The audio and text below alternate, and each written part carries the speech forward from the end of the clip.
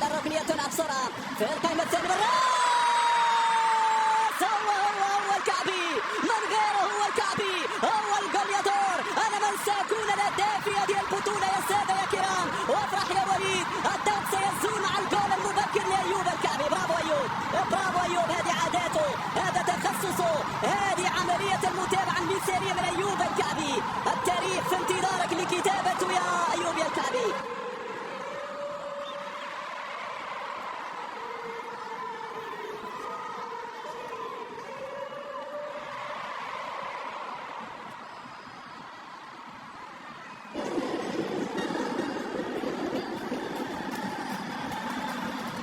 في كرة هنا لعناصر المنتخب المغربي، يضغط الزلزولي وكرة تستلم أيوب، يعطي التمرير لإبراهيم. إبراهيم عندك الثاني، عندك الثاني، عندك الثاني يا إبراهيم يا دياز.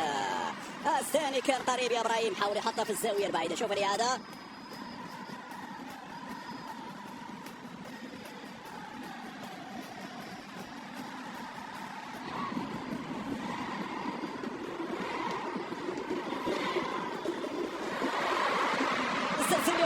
والانطلاقة واللمسة الأخيرة والجول.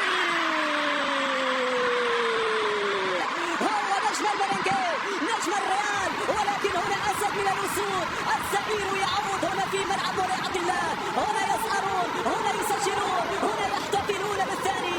قلت لكم بأن ستكون هناك أهداف أخرى. هو إبراهيم يكمل هجمة منسقة سريعة مع انطلاقة الزلزولي. عندما ينطلق القطار، عندما ينطلق القطار السريع، هنا الزلزولي من كان مصدر الخطورة. إبراهيم في إناء مثالي من كيدياس.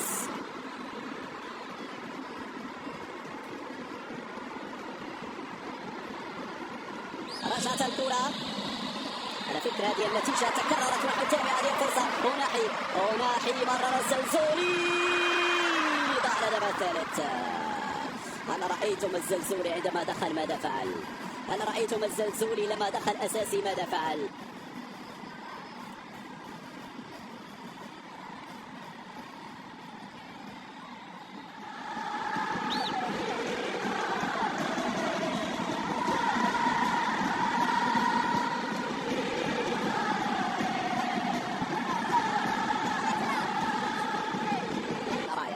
التحضير هنا، استلام الكرة بالكعب، رايا تتجه ناحية الشيبي يرفعها إبراهيم دياز، يلتف في دور روعة منك يا إبراهيم يا دياز. ايش هذا الجمال وايش هذا الفنيات يا إبراهيم يا دياز.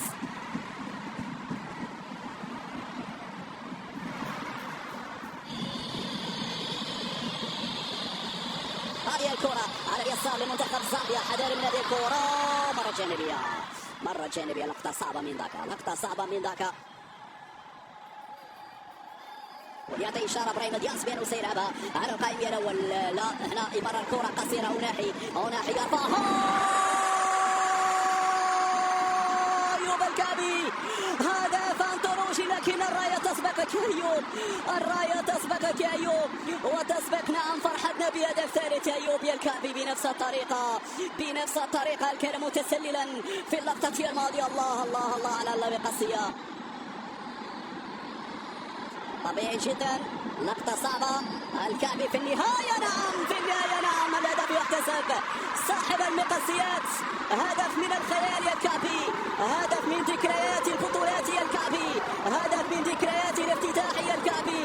يا سلام على روعة هدفك يا الكعبي. هات الصورة، هات الإعادة، نقول لمخرج المباراة والله لو أعدتها مئات المرات بل آلاف المرات فالهدف نعم لن نمل من إعادته.